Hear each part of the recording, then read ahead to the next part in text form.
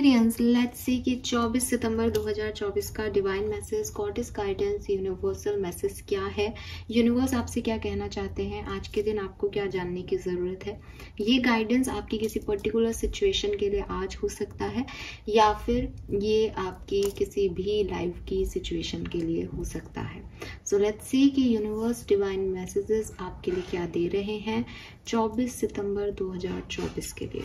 उससे पहले जो हमेशा बोलती हूँ, पितृपक्ष चल रहा है, अपने एंसेस्टर्स के मैसेज देखने के लिए कम्युनिटी पे जो पोस्ट आज के दिन आपको आए उस लिंक पे क्लिक ज़रूर करिएगा। और वो 5 से 6 मिनट 7 मिनट की रीडिंग होती है। जिस तरह के मैसेज मैं चैनल करती हूँ उसके होते हैं, कई बार 2-3 मिनट की भी है, कई बार 5-6 मिनट की भी है। तो आप वो सुनिए, देखिए, आपके एंसेस्टर्स, आपके पूर्वज आपको ज़रूर उन कार्ड्स में कुछ कहना चाहते हैं और आपको वो सुनना चाहिए। लेट्स सी डिवाइन पावर्स की क्या मैसेजेस हैं हमारे पास। कुंभ राशि 24 सितंबर 2024, 24 सितंबर 2024।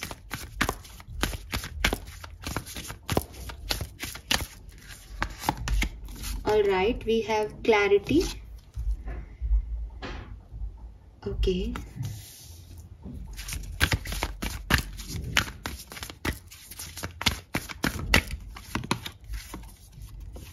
And emotions.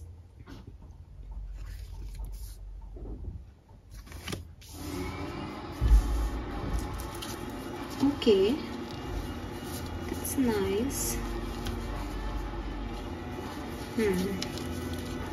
चलिए एक कार्ड यहाँ से और लेंगे।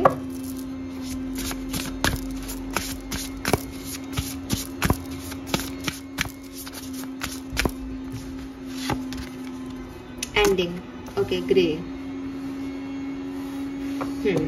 यही क्लैरिटी चाहिए, ब्लैक एंड व्हाइट, बिकॉज आप ग्रे में हो। Yes, very nice, beautiful.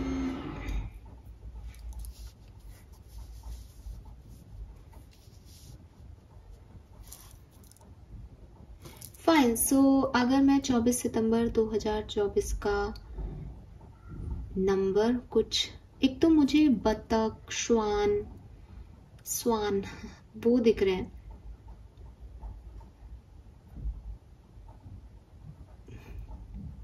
कोई फूलों की कलियां दिख रही हैं काफी सारी। सो मे बी आपके घर में कोई नया कली आ रहा है या आपके लिए एक न्यू बिगनिंग का टाइम है, बिकॉज कली जो है वो रिप्रेजेंट करता है एक न्यू ग्रोथ को। कुछ नई चीज़ें डेवलप हो रही हैं, आगे धीरे धीरे वो बढ़ेंगी। नए इमोशंस आ रहे हैं, किसी को नया फेज ऑफ लाइफ आ रहा है किसी की जिंदगी में। कुछ तो है यहाँ पे जो अभी बहुत, मतलब वो स्वान भी जो है वो मुझे अच्छा, किसी का रियूनियन है यार आज के दिन, किसी का रियूनियन है आज के दिन 24 सितंबर 2024 को। आप में से काफ़ी लोग, मैं करूँगी लव रीडिंग, वहाँ पे पोस्ट ओपन रखूँगी कमेंट सेक्शन। मुझे नहीं पता वहाँ क्या आएगा, मैं पहले ये रीडिंग कर रही हूँ, डेफिनेटली मॉर्निंग की रीडिंग ये है, लेकिन रियूनियन है। हाँ, और नंबर चैनल कर रही हूँ मैं बेसिकली। नंबर 3 है यहाँ पे, नंबर 8 है। यस, नंबर 3 और नंबर 8 है यहाँ पे सिग्निफिकेंट। एंड जब हम बात करते हैं कलर ऑफ द डे की, तो इट्स पीच कलर, ठीक है, ना तो पिंक है ना येलोइश है, पीच कलर जो होता है वो आ रहा है यहाँ पे। Peach colour, peach. और बाकी तो आप देखोगे यहाँ रेनबो के सारे कलर हैं, तो आप कुछ भी पहन सकते हो, लेकिन एक ओवरऑल एनर्जी में पीच है। वाव यार, इसमें भी ये कलियां हैं और ये कलर पीच है।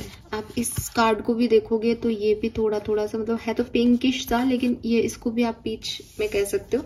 और यहाँ पे भी सारे कलर्स हैं, तो यहाँ पे भी एक पीच एनर्जी जो है वो दिखती है। अच्छा, ये ऑरेंज दिख रही है, लेकिन जब मैंने इस कार्ड को नहीं नीचे रखे थे ना, तो मुझे तो पीच ही दिखा था, तो मुझे ऐसा लगा जैसे ये ऐसे रखा है तो ये पीच सा शेड दिखेगा आपको। सो खैर, पीच कलर है, 3 नंबर है और 8 नंबर है और 37 नंबर है। 37 के साथ 10 और 1 नंबर है।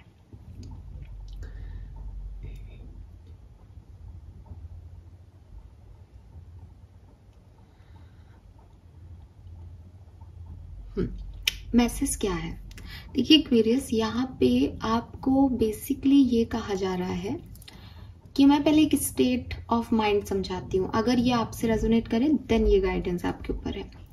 स्टेट ऑफ माइंड मुझे ऐसी दिखती है एक्वेरियस की, जैसे फॉर एग्जाम्पल कि आप अपनी लाइफ में कुछ प्रोसेसिंग कर रहे हो, ठीक है, आप सोच रहे हो कि क्या मुझे ये काम करना चाहिए। अब जब आप सोच रहे हो तो आपको लग रहा है कि इससे तो मेरे मम्मी पापा नाराज हो जाएंगे। मान लो मैं एक इसको और क्लियर करती हूँ कि आप किसी को पसंद करते हैं और आप उससे शादी करना चाहते हैं। अब आप सोचते हो कि क्या मुझे सामने वाले से शादी करनी चाहिए, तो आपको लगता है मेरे मम्मी पापा नाराज हो जाएंगे, मुझे शादी नहीं करनी चाहिए, पापा मम्मी नहीं चाहते कि मैं इंटरकास्ट मैरिज करूँ। तो ये आपका एक इमोशनल साइड है।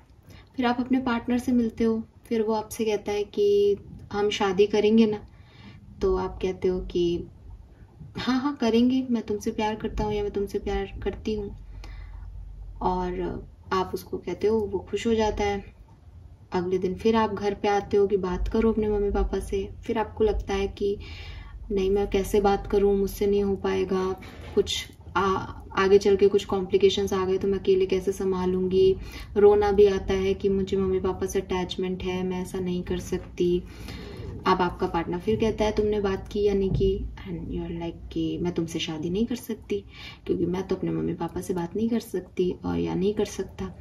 तो आपके पार्टनर आपसे बात करना बंद कर देते हैं कि फिर ठीक है, मेरे को तो तुमसे बात नहीं करनी।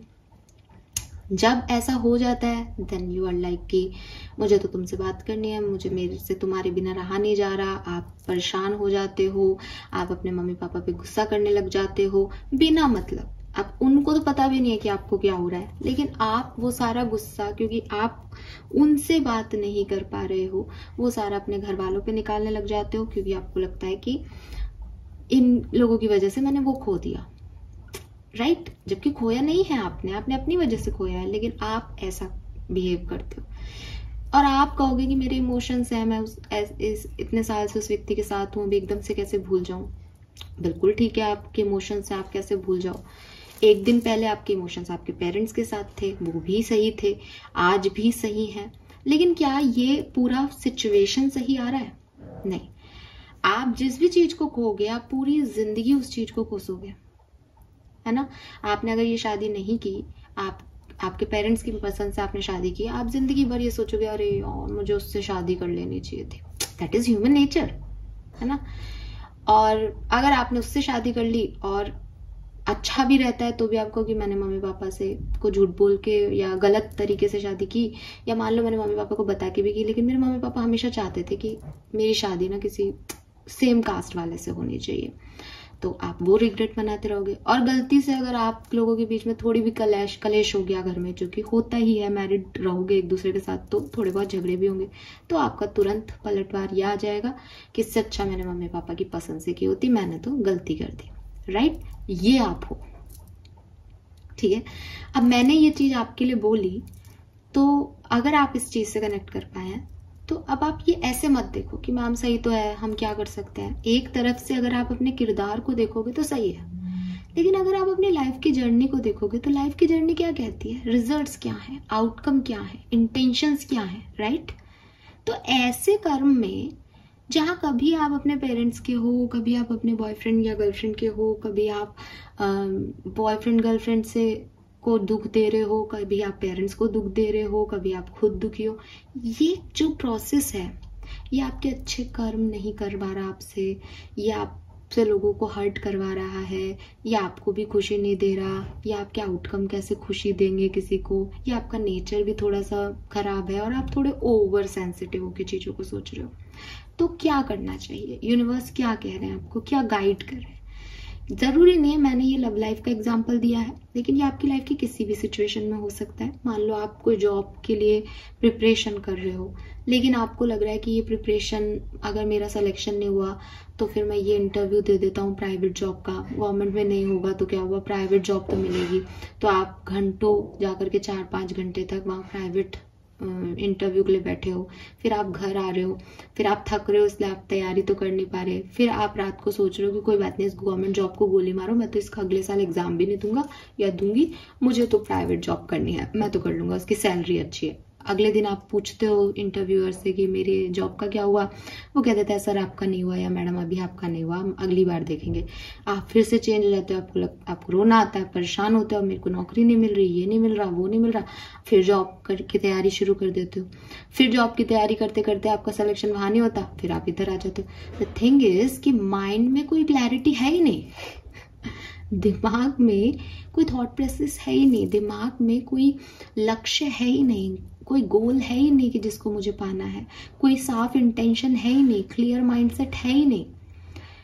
ये चीज मिल जाए तो ये चल जाएगी, ये चीज मिल जाए तो ये चल जाएगी, दोनों से ही हम नाराज हैं क्योंकि हमें ये भी नहीं चाहिए, हमें वो भी नहीं चाहिए। हमें करना क्या है, आपको करना क्या है एक्वेरियस? यहां प्रॉब्लम आ रही है, you are not clear about your intentions, about your goals. आप नहीं जानते क्लियरली कि आपका दिमाग आपसे क्या चाह रहा है, आपका दिल क्या चाहता है। और इतने हायर इमोशंस हैं कि आप अभी भी मेरी बात सुनोगे तो आप कहोगे कि मैडम हम कोई डिसीजन मेकिंग नहीं कर पाते, हमको रोना आ जाता है, या ऐसा कर लेंगे तो सच में वो माँ बाप ने भी तो पाला है। बहुत इमोशनल आप एक जो है सीन यहाँ क्रिएट कर सकते हो, because you are hypersensitive. अब हो सकता है कि आप इस टाइम ऐसे हो रहे हो, ठीक है, कुछ इमोशनल आपके पास से बैगेज आ रहे हैं जिसकी वजह से आप ऐसे हो गए हो, या ये आपका एक बिहेवियर पैटर्न रहता है लाइफ के प्रति, और ये एक ओवरऑल एनर्जी है। यूनिवर्स आपसे कह रहे हैं कि जिंदगी में क्लैरिटी आपका बर्थ राइट है। अगर ये क्लैरिटी किसी और से लेनी है, मैं इसको और इजी करती हूँ कि कोई व्यक्ति है, वो आपको जो मैंने अभी आपको एक किरदार बताया ना, वो आपके साथ ऐसा बिहेव कर रहा है। कभी कहता है आपके साथ रिश्ते में है, कभी कहता है आपसे प्यार है, कभी कहता है नहीं है, कभी कहता है दूसरे से प्यार है, कभी कहता है उससे नहीं है तुमसे है, कभी कहता है दोनों से है, कभी कहता है तीसरे से, कभी कहता है मुझे ये नहीं करना, मुझे ये शादी नहीं करनी, कभी कुछ कभी कुछ कभी कुछ। ऐसे लोगों से या तो क्लैरिटी ले लो, और अगर सामने वाला एक इमोशनल मैनिपुलेटर की रोल में है, क्लोज द डोर तुरंत।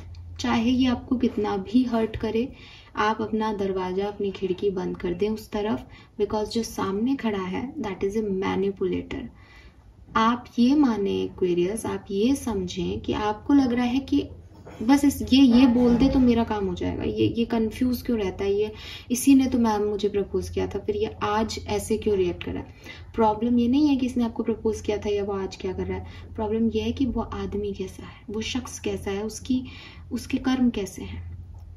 तो वो ये जो आपके साथ कर रहा है 101% वो किसी और के साथ कर रहा है ऐसा ही, चाहे वो उसके बॉस हो चाहे पेरेंट्स हो। वो व्यक्ति जो है वो व्यक्तिगत रूप से सही नहीं है। अब आप ये सोचें, अगर आप मेरी बात को समझना चाहते हैं तो ये सोचें कि एक ऐसे व्यक्ति से मान लो आप शादी कर लेते हैं, ठीक है। फॉर एग्जाम्पल एक बहुत क्लियर सा एग्जाम्पल देती हूँ कि आपकी लाइफ में कोई पर्सन है और उसकी कोई एक्स रही है, ठीक है, और ये व्यक्ति आता है आपके पास और कहता है कि आई लव यू और मुझे तो तुमसे प्यार है, मुझे तुम अच्छे लगते हो, अपन शादी करेंगे, ठीक है। ये व्यक्ति आया, आपने कहा कि ठीक है आई एम रेडी, मुझे भी तुम अच्छे लगते हो तो ठीक है, कोई प्रॉब्लम नहीं है, मुझे शादी तो करनी है। और अगर कोई मुझसे प्यार कर रहा है या आप ठीक है, अगर जच जाता है आपको तो आप कहते हो कि ठीक है कोई प्रॉब्लम नहीं है। कुछ 6-7 महीने बाद इस व्यक्ति को आप देखते हो कि अपनी एक्स गर्लफ्रेंड की फोटोग्राफ्स देख रहा है या आपको कुछ मिल जाता है, यू लाइक कि तुम अपने एक्स में अभी भी इन्वॉल्व हो, एंड दे सेड नहीं ऐसा कुछ नहीं है, ऐसा नहीं है, मैंने तो बस ऐसे ही देख लिया था, या कोई भी वो बहाना बनाएगा, एंड यू लाइक चलो कोई बात नहीं, इट्स ओके। अब उसने आपको ये चीज दे दी कि वो अपनी एक्स के साथ इन्वॉल्व है। अब आपने उससे फिर 2 महीने बाद पूछ लिया, तुम एक्स के साथ इन्वॉल्व तो नहीं हो ना अपनी, वो चली गई है ना या वो चला गया है ना, अब तो ऐसा कुछ नहीं है। एंड दे सेड क्या बार बार तुम मुझसे ये पूछती रहती हो, ऐसा कुछ भी नहीं है, ठीक है। अब उस व्यक्ति ने क्या है, उस चीज को पकड़ लिया कि ये आपकी इनसिक्योरिटी है, ये चीज आपको परेशान करती है। अब आपकी जब भी लड़ाई हो, ठीक है, जब भी लड़ाई हो, तो ये आप उससे पूछोगे कि तुम अभी भी उनके साथ तो नहीं हो, तो वो कह देगा मुझे तो उसकी बहुत याद आती है, और याद आती है तो मैं तो फोन पे बात कर लेती हूँ या कर लेता हूँ, वही थी मेरा पहला प्यार, वही था मेरा पहला प्यार, ठीक है। अब उसने आपको ये कहा, आपको बुरा लगा, कितना बुरा लग सकता है इस चीज को सुनने में अपने पार्टनर से, चलो कोई बात नहीं, आपको बुरा लगा, आप दूर हट गए। 2-3 महीने बाद ये व्यक्ति फिर आ गया कि नहीं नहीं, उस दिन तुमने ऐसे बोला था, तुम बार बार मुझ पे शक करते हो, इसलिए मुझे ऐसे बोलना पड़ा, ऐसा कुछ भी नहीं है। आप फिर से राजी हो गए, क्योंकि ऑफ कोर्स ना, आप तो इमोशनल फूल हो, आप तो इमोशंस में हो, आप वापस इसके साथ आ गए। अब इस व्यक्ति ने फिर से जो है 4 महीने बाद सेम कहानी हुई, लड़ाई हुई, इसको पता है आप इस बारे में इनसिक्योर हो, आपको नीचा दिखाने के लिए इसने कहा मेरी एक्स ने तो ये सब किया था, वो तो ये थी, वो तो वो था, ये वो तो वैसा था। अब आपको फिर, क्योंकि आपको स्टिमुलेशन मिला उस चीज से, तो आप फिर से नाराज हो गए, फिर से आप जो है आपका रिश्ता टूट गया, फिर से साथ आ गए, ठीक है। ये पैटर्न आपने चला रखा है, और अब आपको लगता है कि मैम वो ऐसा करता है, लेकिन वो प्यार तो करता है ना, वरना क्यों आता। मैं एग्री करती हूँ आपकी बात से कि अगर वो अपने एक्स से प्यार करता है तो वो आपके पास नहीं आता, लेकिन ऐसे इंसान के साथ जिसको आपके साथ के रिश्ते की वैल्यू नहीं है, जिसको आपकी खुशी की वैल्यू नहीं है, जिसको आपका रिश्ता टूट जाए इसका डर नहीं है, वो सिर्फ आपको डिस्टर्ब करने के लिए, आपको परेशान करने के लिए ये सब खेल खेल सकता है, ऐसा इंसान अगर शादी के बाद आपको इस तरह की चीजें कहता है, आप कहाँ जाएंगे? आप क्या सोचेंगे अपनी लाइफ के बारे में? अभी तो आप नाराज हो जाते हैं तो कुछ महीने बाद बंद कर देते हैं, आपको लगता है कि ये ऐसे क्यों करता है या क्यों करती है, पागल है क्या ये, इसको रिश्ते की कदर नहीं है या रिश्ते निभाना नहीं आता, आप उसे समझा देते हो, वो समझ जाता है। लेकिन अगर वो यही खेल सीख रहा है, अगर कोई आपका पार्टनर है और वो यही चीजें कर रहा है, तो यकीन मानो वो अपने बॉस से भी ऐसे ही कह रहा है, इसकी चुगली उधर कर रहा है, उसकी चुगली उधर कर रहा है, उसका कोई रिश्ता सगा नहीं है, क्योंकि वो उस इंटेंशन से है ही नहीं कि ये इस व्यक्ति के लिए मुझे कुछ करना है। वो इस इंटेंशन से है कि अगर इसने ज्यादा चूचू चाचा की तो भैया अपने पास भी एक कार्ड है, अपन वो खेलेंगे, इसको हर्ट करने का सबसे बड़ा तरीका ये है, अपन वो खेलेंगे, वो गेम खेलूंगा मैं। तो ये जो लोग होते हैं ये सही पार्टनर्स नहीं है। मैं आपको हमेशा कहती हूँ कि अच्छा पार्टनर कौन है, जो आप पे गरम चाय भी नहीं गिरने दे। तो choose your partner wisely. Problem ये नहीं है कि हम रिश्ते में हैं और हमारा सेपरेशन हो गया, सेपरेशन सबके होंगे। जो रिश्ते में दूरियां आती है वो बताने के लिए आती है कि आप एक दूसरे से प्यार करते हो और नहीं रह सकते एक दूसरे के बिना। लेकिन ये जो मैनिपुलेटर कैटेगरी है, ये जो नार्सिस्टिक कैटेगरी है, जहां पार्टनर को आपसे प्यार नहीं है या जहां पार्टनर को आपकी परवाह नहीं है, वो ये समझ गए हैं कि ये तो यहीं आएगी, ये तो यहीं आएगा, अब मुझे जीतना है तो मैं तो फिर इसको रुला करके भी जीतूंगा। ये बिहेवियर ही रॉन्ग है। और आप जैसा बिहेवियर आपके साथ आज हो रहा है, उसने वही बिहेवियर अपने एक्स के साथ किया था, इसलिए वो आज साथ नहीं है। और आप ऐसे लोगों को छोड़ के देखो, वो फिर आएंगे आपकी तरफ। और जो तीसरा या चौथा व्यक्ति इनका पार्टनर बनेगा, उनके लिए आप वही एक्स होंगे जो आज आपके लिए एक्स है। They are narcissistic. तो इस तरह की चीजों में आपको एक क्लैरिटी की जरूरत है। ये क्लैरिटी आप उस व्यक्ति से तो मांग ही रहे हो, लेकिन अगर फिर भी वो व्यक्ति बार बार रिपीटेटिवली ये कर रहा है, तो ये क्लैरिटी आपको अपने आप को देने की जरूरत है कि भाई साहब सामने वाला व्यक्ति एक नार्सिस्टिक है। और नार्सिस्टिक के साथ आज तुम 3 महीने खुश हो, अगले 1 महीने बाद फिर ब्रेकअप है, और फिर बिकॉज वो होते हैं ना, जो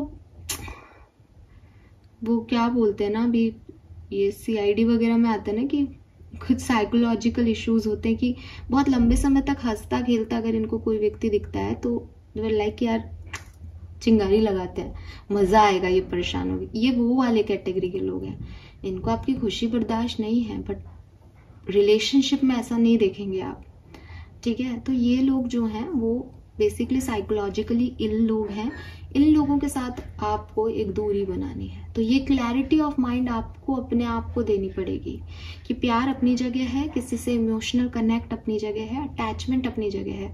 ऐसा नहीं है कि आप किसी नार्सिसिस्टिक से प्यार नहीं कर सकते, ऐसा नहीं है कि आपकी मेमोरीज उसके साथ नहीं बनेगी, लेकिन आपको अपना भविष्य सेट करना है, आपको जिंदगी जीनी है, आपको बच्चे पैदा करने हैं, आपको एक परिवार बनाना है। और परिवार बनाने के लिए परिवार का एक पहिया पंचर नहीं लिया जा सकता ना।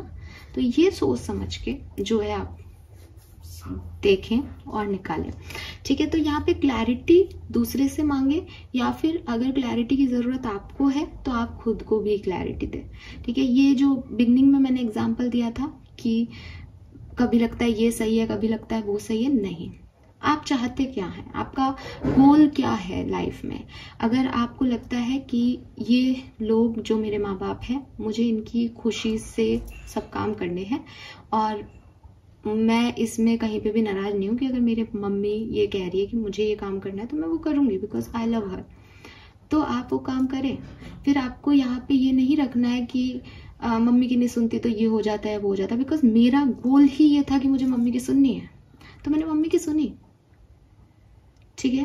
अगर आपको लगता है कि नहीं, मुझे लाइफ में एक स्टेबल पार्टनर चाहिए, मम्मी पापा मेरी थॉट प्रोसेस को नहीं जानते या उनको तो शायद मैं हमेशा ही गलत लगता हूँ या गलत लगती हूँ, इसमें भी कोई बुराई नहीं है। आप अपना पार्टनर खुद चूज कीजिए, बट वाइसली, विथ क्लैरिटी, ठीक है।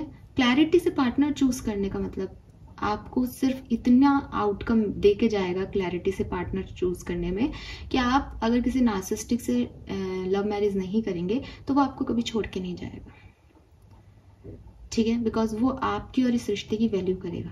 और अगर नार्सिसिस्टिक से की शादी, 1 साल बाद वो आपको छोड़ देगा, बिकॉज उसको तो वो पैटर्न समझ ही नहीं आएगा स्टेबिलिटी का, उसको तो जो नो ना स्टिमुलेशन चाहिए, उसको परेशानी चाहिए कि आप थोड़ा सा रोओगे, थोड़ा सा परेशान होगे तो उसको अंदर से वो खुश होगा इस चीज से, ठीक है।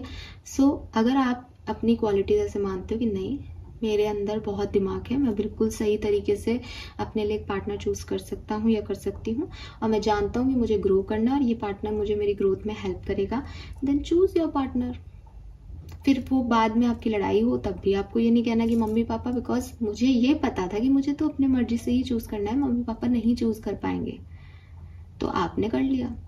लेकिन अपने इमोशंस को ये सेट मत करें कि अभी मम्मी पापा पे प्यार आ रहा है, अभी पार्टनर पे प्यार आ रहा है। ये इमोशनल तरीके से आप अपनी जिंदगी को नहीं बना सकते। आपको कहीं ना कहीं ये समझना होगा कि कहाँ आपके स्टॉपेज है इस इमोशंस का, कहाँ आपको अपने इमोशंस को, अपनी फीलिंग्स को जो है रिलीज करने की जरूरत है, कहाँ उनके बारे में आपको ओवर नहीं सोचना है। सो हो सकता है आज के दिन आपके इमोशंस किसी बात पे बहुत ज्यादा आए, ठीक है, चाहे आपको एंगर इश्यूज हो, चाहे आपको एक रेस्टलेसनेस हो, चाहे आपको किसी पे गुस्सा आए, चाहे आपको किसी की बात का बुरा लगे, एक बिटरनेस रह जाए, आपका कोई पास्ट सिचुएशन था जिसमें आपको एक ऐसा लगे कड़वाहट सी आ गई है अब इस रिश्ते में, तो इनको बहुत ज्यादा मत स्टिमुलेट होने दो, ठीक है। कि किसी व्यक्ति ने मेरे साथ बुरा किया था तो उसको मुझे अभी तक याद रखने की जरूरत नहीं है, मुझे बस इतना याद रखना है मैं क्या चाहता हूँ मेरी लाइफ के लिए, मैं क्या चाहती हूँ अपनी लाइफ के लिए। और मैंने जिन लोगों से मेरा कुछ नहीं हो सकता था उनकी बिटरनेस को क्लोज गेट करके उनको उनकी तरफ छोड़ दिया, और जिन लोगों के साथ मुझे लगता है कि नहीं यार इतनी कड़वाहट का मतलब नहीं है, लोग तो अच्छे ही हैं, परिस्थितियां ऐसे हो जाती हैं, कभी एक बार आपके साथ कुछ हुआ, आने दो उनको अपनी जिंदगी में, कोई मतलब नहीं है आपको कि आप उन इमोशंस को पालो। तो एटलीस्ट नेगेटिव इमोशंस को मत पालो, रिलीज करो उनको, ठीक है। So with this clarity and I release strong emotion, ये 2 मैसेज जो है वो आपको एक साथ दिए जा रहे हैं कि अपने इमोशंस को थोड़ा सा रिलीज करके, या जिसे कहना चाहिए ना कि फ्री कर दो अपने आप को इमोशंस से, और बिल्कुल क्लियर हो करके चीजों को देखो, आपने गोल सेट करो, अपनी लाइफ सेट करो और एकदम क्लियर रहो कि मैं ये डिसीजन इसलिए नहीं ले रही कि मैं इससे प्यार करती हूँ, मैं ये डिसीजन इसलिए ले रही हूँ बिकॉज ये मेरी लाइफ के लिए अच्छा है, ठीक है। सो ये चीज है, एंड एंडिंग्स आर इनएविटेबल। और अगर इन इमोशंस को रिलीज करने में आपको ऐसा लगता है कि इससे मेरी ज़िंदगी में काफ़ी कुछ एंड हो जाएगा, कोई जॉब एंड हो जाएगी, कोई सपना ख़त्म हो जाएगा, कोई रिश्ता ख़त्म हो जाएगा, होने दो। बिकॉज कहीं पे पहुंचने के लिए कहीं से निकलना बहुत ज़रूरी होता है। तो अगर आपको लगता है कि मैं यहाँ को भी पकड़े रहूँ, मैं वहाँ भी पहुँच जाऊँ, कैसे पॉसिबल है? आप अपने सिटी में रह करके इंटरनेशनल कैसे जा सकते हो? लेकिन अगर आपको जाना है कि मुझे तो वर्ल्ड टूर करना है, तो आपको अपने शहर को छोड़ना पड़ेगा, राइट? तो ये बिल्कुल वैसा ही है कि इससे कुछ एंडिंग्स होंगी, लेकिन आपके लिए वो ज़रूरी है। आप उनसे भाग नहीं सकते, आप सबको नहीं रख सकते, ठीक है? और आप अगर ये सोचते हो कि मम्मी पापा की पसंद से शादी कर लूँगी और पार्टनर ये ही रहेगा, आप करो, लेकिन ज़िंदगी में हमेशा याद रखना कि आपने ये शादी क्यों की थी, इसके पीछे की क्लैरिटी क्या है। माँ बाप अगर मना कर देंगे तो क्या आप उससे शादी नहीं करोगे? क्या आप प्यार नहीं करते? और अगर माँ बाप ने हाँ कर दी और ये पर्सन गलत निकला, तो क्या आप जिंदगी भर ये सुनते रहोगे कि तूने अपनी मर्जी से शादी की थी तो वो गलत है? नहीं। तो क्लैरिटी, इमोशन नहीं होनी चाहिए किसी भी सिचुएशन की। क्लैरिटी होनी चाहिए कि मैं इससे शादी कर रही हूँ बिकॉज मेरा ये भविष्य होगा इसके साथ, या मैं ये शादी नहीं कर रही हूँ बिकॉज इसके साथ मेरा कोई भविष्य नहीं है। इमोशंस किसी चीज की क्लैरिटी नहीं देते। इमोशंस आज है, कल नहीं है, राइट? इमोशंस की बेसिस पे नहीं डिसीजन मेकिंग होती। डिसीजन मेकिंग और लाइफ को अगर आपको अच्छा बनाना है तो आपको क्लियर कट डिसीजन लेने होंगे। हाँ, अगर आप अपने इमोशंस को इतनी वैल्यू देते हो कि चाहे मैं तो सूखी रोटी खा लूंगी लेकिन मेरे लिए तो ये व्यक्ति इंपॉर्टेंट है, गो विद हिम, जाओ आप उनके साथ। लेकिन कभी इस चीज का उनसे ये जिक्र करना कि मुझे सूखी रोटी खिला रहे हो, मैं माँ बाप की मर्जी से शादी करती तो मैं तो करोड़ों में खेलती, ये कहने का हक आप नहीं रखते हो। ये इमोशंस आपके मन में नहीं आना चाहिए। So be clear Aquarius, be clear, ठीक है? ये मैसेज आपके लिए आ रहा है। और एंडिंग, बहुत सारी चीजें ना तो ब्लैक होती हैं ना वाइट होती हैं। आप किसी भी किरदार को ये नहीं कह सकते कि ये पूरी तरीके से गलत है और ये पूरी तरीके से सही है। जिंदगी की इस सच्चाई को एक्सेप्ट करो। ना तो कुछ पूरी तरीके से परफेक्शन है, ना तो कुछ पूरी तरीके से रॉन्ग है। हर व्यक्ति अपने अपने तरीके से अच्छा ही करने की कोशिश कर रहा है। ये आप पे है कि आपकी जिंदगी किस मोड़ पे है and what you want from your life. हो सकता है जो आप अपनी जिंदगी से चाहते हो वो मैं नहीं चाहती। आपको मुझे जज करने का या मुझे आपको जज करने का कोई वो नहीं है, लेकिन हम दोनों को अपनी अपनी जिंदगी की क्लैरिटी होनी चाहिए, राइट? सो ये मैसेज आपके लिए आ रहा है। आई डोंट नो ये आपसे कैसे रेजोनेट करेगा, बट ये मैसेजेस हैं। लेट्स सी कि आज का कर्मा कार्ड आपके लिए क्या आता है। 24 सितंबर 2024। Show kindness towards birds. Wow! So आज वैसे भी पितृपक्ष चल रहा है, कहते हैं कि बर्ड्स को खाना देना भी चाहिए। तो यस, आप बर्ड्स को, मैनाएं बहुत हैं हमारी सिटी में, तो बहुत छोटी छोटी सी क्यूट क्यूट सी होती है और इतना पूरा ओपन मुंह करके खाती है। तो आप भी उनको थोड़ी सी काइंडनेस दिखाएं, उनके लिए पानी रखें, उनको रोटी खिलाएं, रोटी खाती हैं वो। और आप चाहें तो दूध का कटोरा रख सकते हैं, वो भी ले लेती हैं। तो हाँ, आप किसी भी तरीके से जितने भी बर्ड्स हैं आपके आसपास, वो चाहे क्रोज हो, चाहे चिड़ियाएं हो, गौरैया हो, कोई और बर्ड हो, तो आप उसको जरूर उनकी तरफ अपनी काइंडनेस शो करें। और उनकी तरफ काइंडनेस आप एक ही तरीके से शो कर सकते हो, उनको फूड देके, पानी देके। तो ये काम आप जरूर करें आज के दिन। Fine, this is all for you. Hope ये आपसे रेजोनेट होगा। Thank you so much.